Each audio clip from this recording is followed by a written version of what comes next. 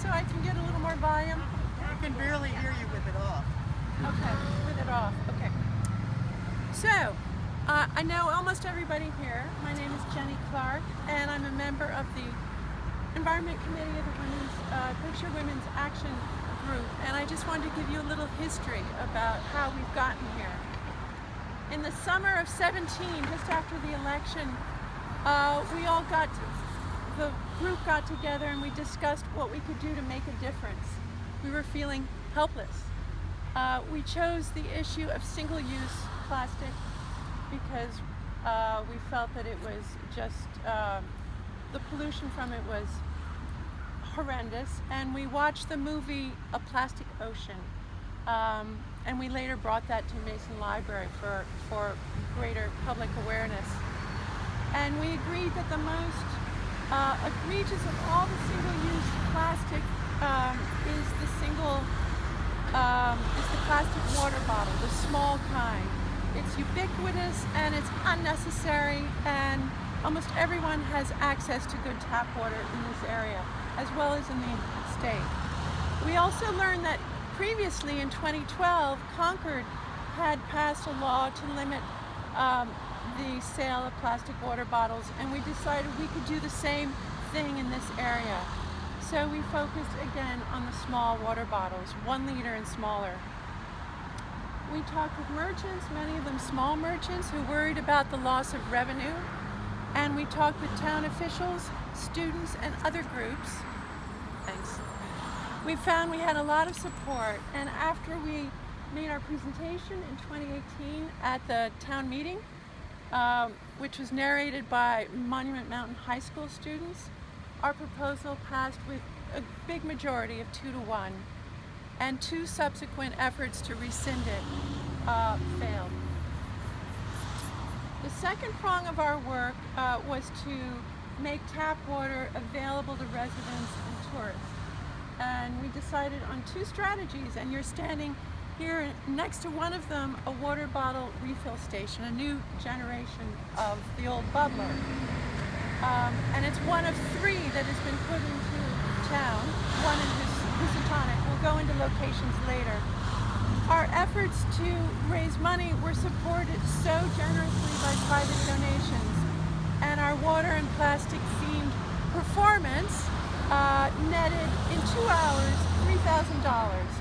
And lastly, we recruited 40 Great Barrington merchants and eateries to participate in this little program, so that when you go into their store or restaurant in normal times, you can refill your water bottle. So these water stations are a great reminder of how Great Barrington has what we've accomplished as a community. And they send a message that we care about the environment and our residents and the tourists, and we hope other towns in the Commonwealth will follow through and join us in this effort. And today our donors, especially our 3 major donors, are being recognized for their incredible support. We are extremely grateful for their generosity. And Ani Crowfoot is going to take over and tell us a little bit more about who these people are. Take my mask off. Oh, that's okay. My name's Ani Crowfoot. I'm also a member of the Environment Committee, and first we wanted to thank our donors of $100 or more, Karen Schriefter Blair, Ben and Cheryl Barrett, Susan Crowfoot, my mother, Barbara Barak, I hope I'm getting that pronunciation, yes, Lauren and Andrew Krause, Sarah and Richard Kaufman, Robert and Yvonne Foreman, Rosalind May Reese, she's a friend, but I can never get her last name, Michael and Sabrina Jaffe. And today the spotlight is on our major donors, Karen Smith, thank you so much, Dr. Sidney and Wendy Kleinman, mwah, and Bob and Nina Mallies, who are so grateful. Wendy is yes, thank you. Wendy is one of our committee members, and we have worked tirelessly for many months to get this project together, and she and her husband have contributed a large sum to make the Housatonic Community Center station a reality. Thank you, Wendy.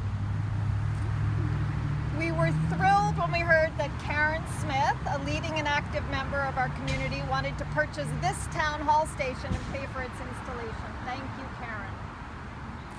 And when our member Marcia Arland, who sadly isn't here because she threw her back out, shared our plans with Bob and Nina Malley, right? Residents of Southland, we were staggered by their offer to purchase and have installed an identical unit in front of the Mason Library. We thank all the DPW headed by Sean Van Duzen, the Finance Department, Sue Carmel and Karen Fink, and Mark Pruhinsky, our town manager, for keeping the project front and center for the town.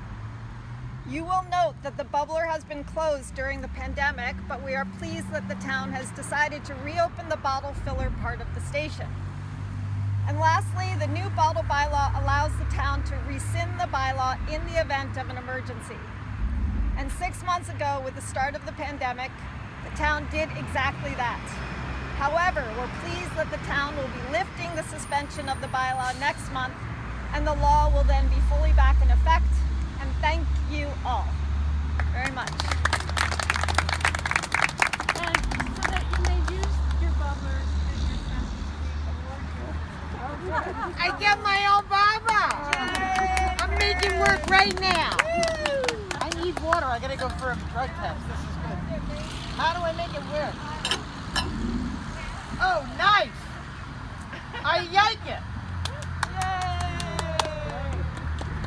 Well, I think wait a minute, isn't it when you have like a ship takes off or something, right? Yeah. Here, we gotta give it a That's the christening, the initiation. That's a christening, right? Yeah, that's a really It's good, I need water in the car. yeah, that's good, yeah. Yeah, just so you know, I gave this in honor of my parents. Oh, nice. And I also gave it in honor of a community I live and work with in Africa named Ania, Kenya, and we just put in a water system there. And this is the foundation, and it says, Maji Sawa Sawa, to honor the people of Ania, Kenya, which is, water is good, good. That's what Sawa Sawa. So this is to not only for our community, but to bridge the gap between the United States and Kenya, and also water is a universal need for everybody. So I'm very grateful. I got to go have a DOT visit so I can drive the elderly around, so I'll be seeing you. Thank you.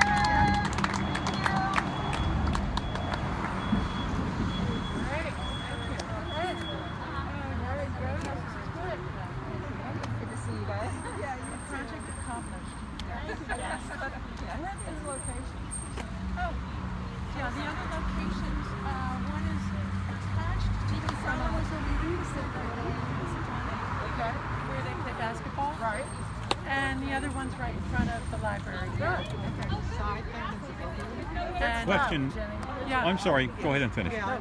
Yeah. What happens in the winter to the units? In the winter, they are turned off from about late October, November 1, until mid-April when the danger of frost is over. Okay. And the town takes care of them and maintains them. And actually has built a nice box that goes over them with a little sign Yeah. that says, we have these available, come back in April. Oh, okay. So they're going to be they're not going to be covered over with a bag or something like that. It's a nice looking green box. Oh, good. And so it kind of looks designed. It's nice. Good. All right. And a little Excellent. explanation on the front. Okay. Well, congratulations. It's been a long slog. Yeah. Well, I tell you, I learned so much in the process how to get things done in a small town, Right. and working with 4 fabulous people with whom I just got along so beautifully. We all Annie, did. Marge, Marcia, and Wendy. Wendy. That's right.